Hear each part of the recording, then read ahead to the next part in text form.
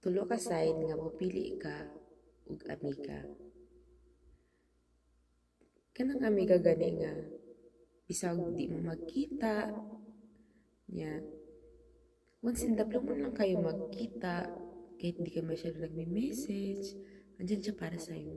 Alam mo yun? First, kanang tao nga makasabot sa imo nga bisag busy ka, hindi ka mag-message sa iya ha, naghihapon siya sa imo. Then second, kanang tao nga imo masaligan sa imong mga problema, sa imong mga sikreto.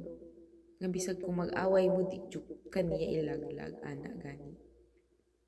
Then third, kanang magbanding mo. Nga bura na gihapon ka ng bisag di mo makita, still pa rin ang inyong pagka-amiga. Murag, kanang indot kay paminawon ba, kanang na kay true friend. Nga madalang lang kayo nakikita, pero naagihapon siya. Di porket hindi kayo nagkita kay nagdinautay na mo.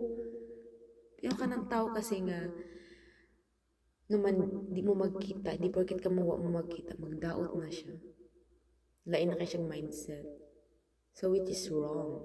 Hindi na siya maayo nga friend. So kanang mga klase nga inana, ayaw na siya imit.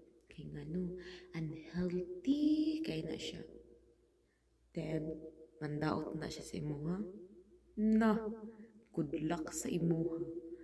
Kay kanang tawhana, wa na'y ayong pagkaamiga.